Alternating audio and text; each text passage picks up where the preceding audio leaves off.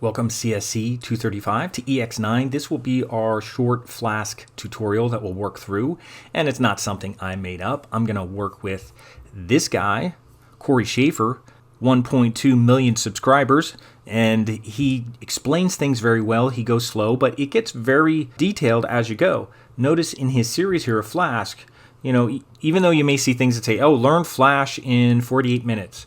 The first video is 17, the second one's 31, the second one's 48, the third one's 48, 29, 20, 47, 42, 48, 31.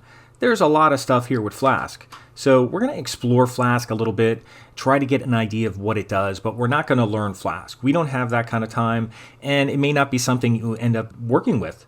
Some people will like to work with Flask because they're used to working with Python. They like Python, so you can work with Python in a way to interact with Flask. Flask is a framework that will work with back-end. So again, we're talking back-end here. And just to show you what's going on and what we're going to do, you can see we have some familiar looking files here about HTML, index HTML, and layout HTML. Now, the way this is set up is layout is kind of a template. And you can see some code here with curly braces and percent signs. That's Python code in here that's kind of embedded into our HTML to actually put content in there as placeholders. Here's an if else so that you can put a title on a page. So again, it's just a way to kind of make things more component based.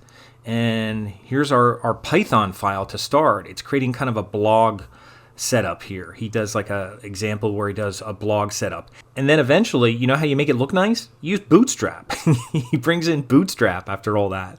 So we could throw in Bootstrap a little bit with this so that it has all those pre-made CSS styles and things like that. So again, it's not something that you could just like jump in and, oh, we're going to learn Bootstrap and be done with it, and learn Flask and be done with it. It's stuff that takes a lot of time, and you really have to decide if you're going to invest into that. So I'm trying to just give you little tastes of things, and I'm not an expert at Flask. I'm not an expert at Bootstrap. I'm not an expert at Node.js.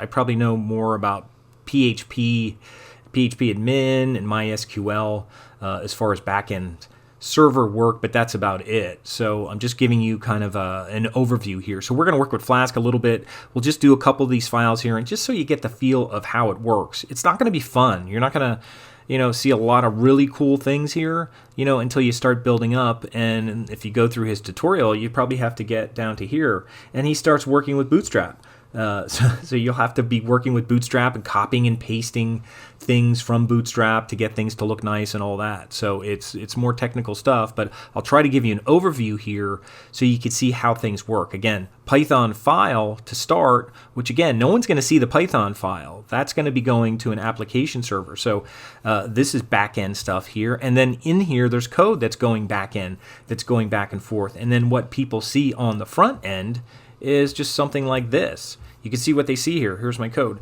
That's what they see. So they don't see any of that back end stuff. So the idea here is to work with the back end so that people can see the front end.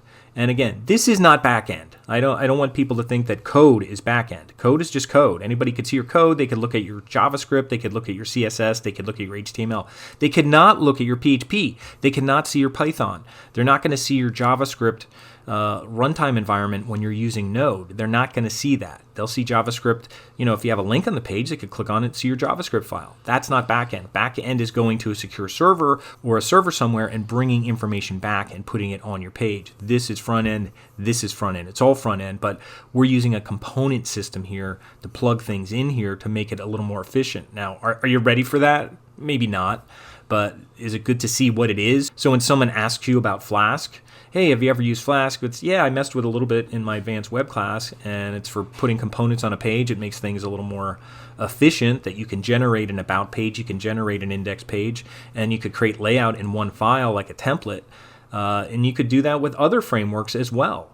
So that's kind of what we're going to start here a little bit. So we're just going to do a little bit of this here. We're not going to go through all this stuff here. You could certainly do that whenever you want, over the break, over the summer, whenever you have time. So much resources on the web for Flask, for Node.js, but I'll try to point you to the ones that are more easier to comprehend. And I think Corey Schafer is really good. This Brad guy, this guy with the cat here, for Learn Web Code. He's really good too. He explains things really well, and he goes slow, and he speaks in a language that you can understand. So I'm trying to sift through this stuff and present things to you in a way that you could kind of pick and choose what you're going to spend your time with, because we can't do all of it. You're not going to learn all of it. You may work somewhere and they won't do anything like this. They may just work on WordPress. I've heard places that all they do is WordPress.